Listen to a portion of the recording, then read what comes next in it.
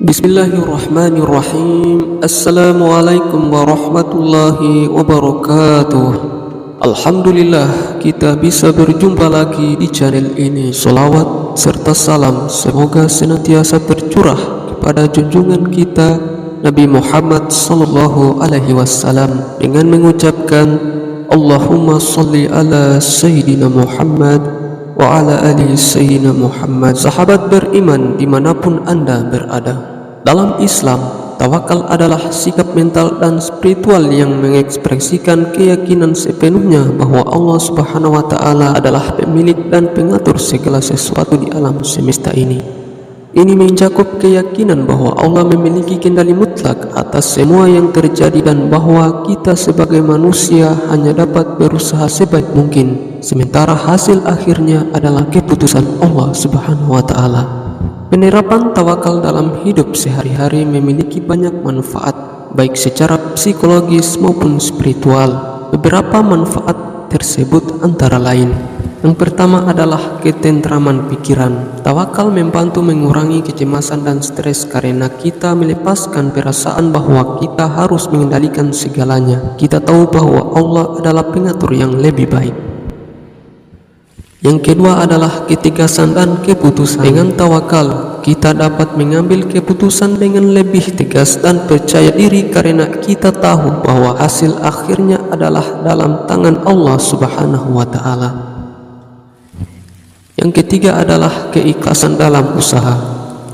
Ketika kita tawakal, kita melakukan usaha dengan niat yang tulus karena kita percaya bahwa Allah akan membalas usaha kita sesuai dengan niat kita. Yang keempat adalah ketahanan dalam menghadapi cobaan. Tawakal membantu kita menghadapi cobaan dengan lebih baik, sabar, dan penuh kepercayaan bahwa Allah akan memberikan jalan keluar. Stoikisme atau juga disebut Stoa merupakan suatu aliran filsafat Yunani kuno yang mulai dikenal pada awal abad ke-3 sebelum Masehi. Aliran Stoikisme didirikan oleh Zeno dari Citium, seorang filsuf Yunani. Pada masa itu, Zeno melakukan pengajaran dengan cara yang agak tak biasa, yaitu dengan duduk berbicara di teras pendopo yang terletak agak jauh dari keramaian pasar.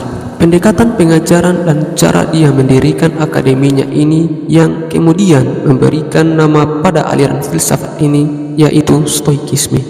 Secara umum, Stoikisme dipahami sebagai aliran filsafat yang berpandangan bahwa manusia harus mampu mengontrol emosinya agar bisa bersyukur atas apa yang terjadi. Dalam aliran Stoikisme ditekankan prinsip bahwa manusia merupakan makhluk yang mudah dipengaruhi emosi. Karena kondisi itu, manusia sering melupakan hal positif yang diterimanya. Dalam kehidupan sehari-hari, banyak orang cenderung lebih fokus pada aspek-aspek yang berada di luar jangkauan atau kendali mereka. Padahal, kunci untuk mencapai kebahagiaan, kekuatan diri, dan kebijaksanaan sebenarnya terletak pada kemampuan kita untuk memusatkan perhatian pada hal-hal yang berada di dalam kendali kita, bukannya terjebak dalam kecemasan terhadap hal-hal yang tidak dapat kita kendalikan. Dalam pandangan Stoikisme, pentingnya fokus pada apa yang dapat kita kontrol adalah fondasi dari kebijaksanaan dan ketenangan batin. Sebab meskipun kita tidak dapat mengendalikan peristiwa eksternal atau menghindari ketidakpastian, kita memiliki kendali penuh atas bagaimana kita meresponnya. Prinsip-prinsip Stoikisme yaitu: yang pertama adalah hidup selaras dengan alam. Jika kamu ingin menikmati kehidupan yang lancar, hiduplah selaras dengan alam. Inilah inti dari ajaran Stoikisme. Penganut aliran ini meyakini bahwa alam semesta bersifat rasional. Zeno mempercayai bahwa setiap manusia memiliki daimon yang membuat terhubung dengan alam semesta. Mereka yang menjaga harmoni dengan alam akan mengalami kebahagiaan, demikian pula sebaliknya. Yang kedua adalah kebahagiaan dari kebaikan.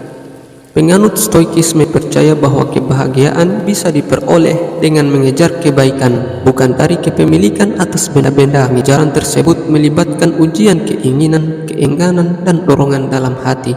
Kebaikan dalam paham Stoikisme terdiri atas 4 bagian, yaitu kebijaksanaan, pengendalian diri, keadilan, dan keberanian. Dengan mengutamakan kebaikan, manusia bisa hidup lebih bahagia. Yang ketiga adalah mengendalikan pikiran, bukan peristiwa eksternal.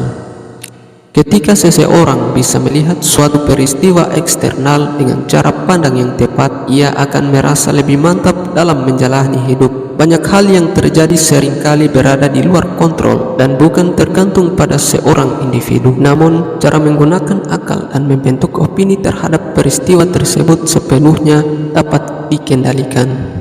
Yang keempat adalah memiliki sumber daya batin untuk berkembang.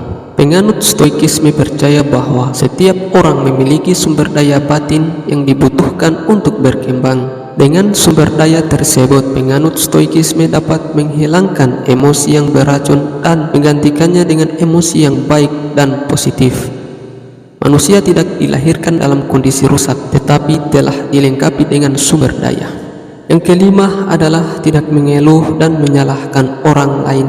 Prinsip yang dipegang oleh penganut Stoikisme adalah tidak mengeluh dan menyalahkan orang lain terhadap apa yang terjadi. Mereka mengambil tanggung jawab atas apa yang terjadi karena percaya pada diri rasional yang bersatu.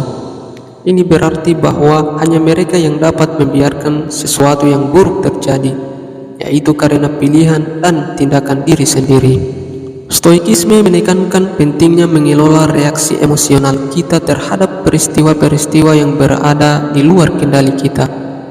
Sebagai contoh, ketika kita menerima berita buruk atau menghadapi situasi sulit, kita diajak untuk mengendalikan respon emosional kita, sehingga kita dapat menjaga ketenangan dan menghindari terjerumus dalam perasaan negatif yang dapat berdampak pada kesejahteraan mental dan fisik. Stoikisme juga mendorong kita untuk secara teratur merenungkan tindakan dan perilaku kita sehari-hari. Dengan menerapkan prinsip ini, kita akan mampu membuat keputusan yang lebih bijaksana dan memahami bagaimana tindakan kita mempengaruhi diri kita sendiri dan orang lain.